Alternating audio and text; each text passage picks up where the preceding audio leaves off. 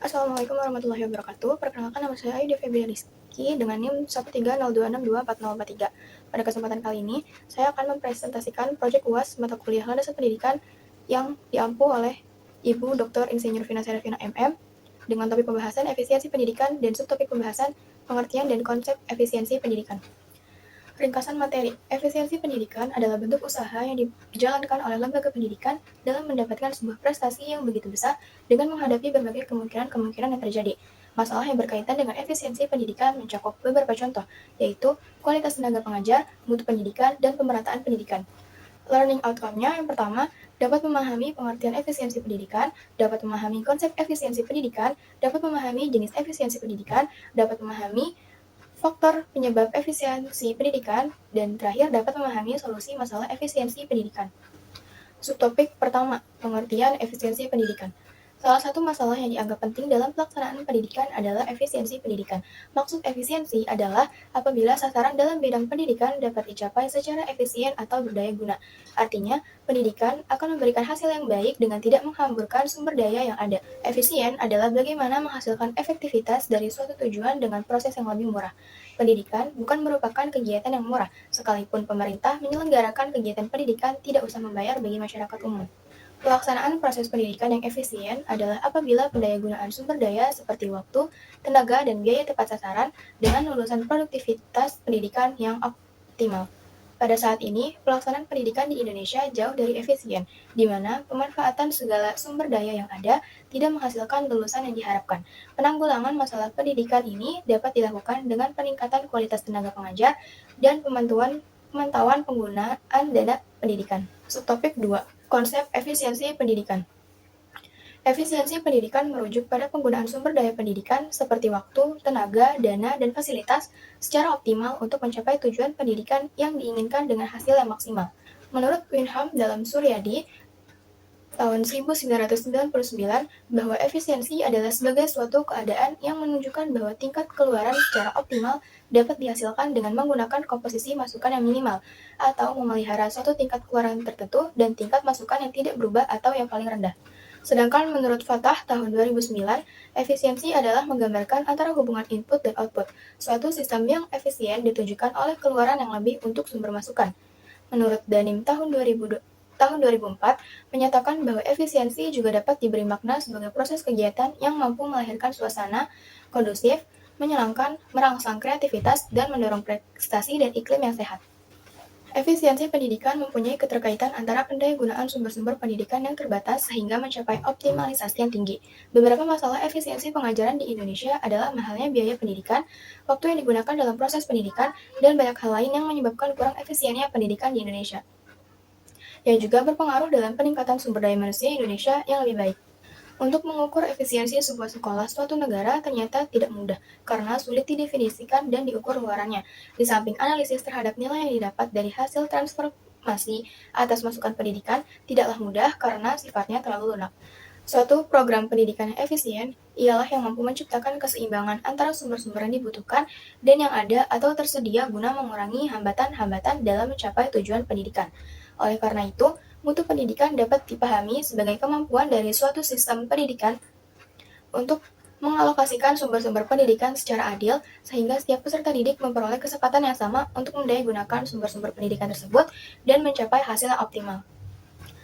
Selanjutnya ada studi kasus yang berjudul Anak Putus Sekolah. Dengan latar belakang, anak putus sekolah seringkali terkait dengan minimnya prasarana dan jumlah guru yang memadai.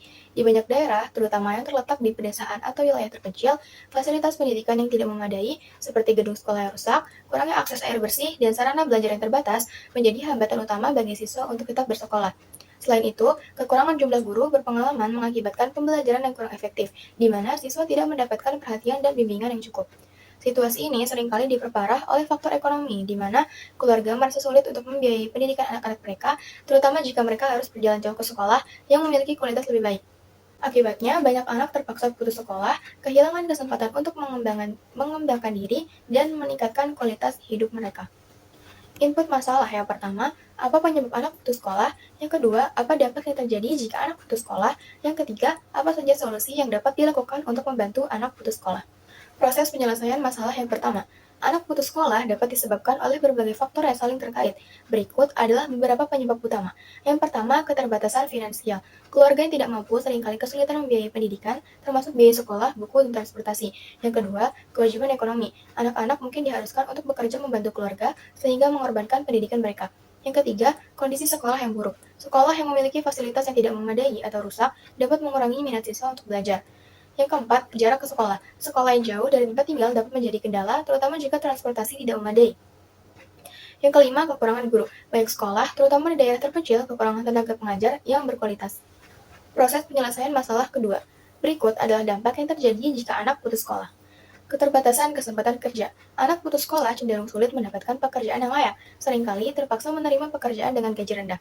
Risiko kemiskinan. Ketidakmampuan untuk mendapatkan penghasilan yang cukup dapat mengakibatkan kondisi ekonomi yang buruk, baik untuk diri sendiri maupun keluarga. Kesulitan melanjutkan pendidikan. Anak yang putus sekolah sering mengalami hambatan untuk kembali ke sistem pendidikan meskipun ingin. Selanjutnya, keterbatasan pengetahuan. Mereka kehilangan akses terhadap informasi dan pembelajaran yang dapat meningkatkan kualitas hidup. Selanjutnya, ada beban emosional. Tanggung jawab untuk membantu keluarga secara finansial dapat menambah beban emosional bagi anak. Selanjutnya, ada penurunan kualitas sumber daya manusia. Tingginya angka putus sekolah mengurangi kualitas tenaga kerja di masa depan dan berdampak pada pertumbuhan ekonomi. Selanjutnya, ada proses penyelesaian masalah ketiga. Untuk membantu anak yang putus sekolah, berbagai solusi dapat diterapkan. Berikut adalah beberapa langkah yang efektif. Yang pertama, beasiswa dan bantuan finansial. Sediakan program beasiswa atau bantuan keuangan bagi keluarga yang kurang mampu untuk mengurangi beban biaya pendidikan. Yang kedua, transportasi. Kembangkan program transportasi yang aman dan terjangkau untuk membantu siswa menjangkau sekolah. Yang ketiga, perbaikan fasilitas. Investasi dalam infrastruktur sekolah seperti gedung yang layak, perpustakaan, dan sarana belajar yang memadai. Yang keempat, ketersediaan guru. Rekrut dan latih lebih banyak guru berkualitas untuk memastikan rasio siswa guru yang seimbang dan pembelajaran yang efektif. Selanjutnya, kelas kejar paket. Tawarkan program pendidikan non-formal seperti kelas kejar paket A, B, dan C untuk memberikan kesempatan kepada anak yang telah putus sekolah. Selanjutnya, ada output masalah. Yang pertama, beberapa penyebab para anak putus sekolah antara lain keterbatasan finansial, kewajiban ekonomi, kondisi sekolah yang buruk, jarak ke sekolah, kekurangan guru, dan kurikulum yang tidak relevan. Yang kedua, anak yang putus sekolah dapat mengalami berbagai dampak kehidupan, antara lain sulit mendapatkan pekerjaan, kondisi ekonomi memburuk, kesulitan melanjutkan pendidikan, keterbatasan pengetahuan, dan penurunan kualitas sumber daya manusia. Yang terakhir, membantu anak-anak yang putus sekolah mempunyai beberapa solusi, antara lain dapat menyediakan program beasiswa dan bantuan keuangan, memperbaiki fasilitas sekolah, dan rekrut dan latih lebih banyak guru. Selanjutnya ada feedback masalah. Yang pertama, banyak anak menghadapi tantangan yang dapat menyebabkan putus sekolah, diantaranya faktor ekonomi dan faktor fasilitas sekolah. Mungkin dengan memberi dukungan finansial seperti beasiswa dan mengajukan proposal untuk memperbaiki fasilitas sekolah dapat membantu siswa kembali bersekolah. Yang kedua, anak yang putus sekolah dapat mengalami beberapa dampak diantaranya sulit mendapat pekerjaan dan kondisi ekonomi memburuk. Mungkin dengan menyediakan program pendidikan non-formal atau pelatihan keterampilan dapat membantu anak-anak yang putus sekolah agar tetap dapat memperoleh pengetahuan dan keterampilan yang berguna dalam kehidupan mereka. Yang terakhir, masalah anak putus sekolah memerlukan solusi yang komprehensif. Beasiswa dan bantuan keuangan memang membantu, namun tidak cukup untuk mengatasi faktor lain. Pendidikan alternatif memberikan kesempatan, tetapi kualitasnya seringkali tidak merata. Untuk mengatasi masalah ini, diperlukan pendekatan yang holistik dan melibatkan berbagai pihak, baik pemerintah, masyarakat, maupun keluarga. Terakhir ada kesimpulan. Salah satu masalah yang dianggap penting dalam pelaksanaan pendidikan adalah efisiensi pendidikan. Maksud efisiensi adalah apabila sasaran dalam bidang pendidikan dapat dicapai secara efisien atau berdaya guna. Artinya, pendidikan akan memberikan hasil yang baik dengan tidak menghamburkan sumber daya yang ada.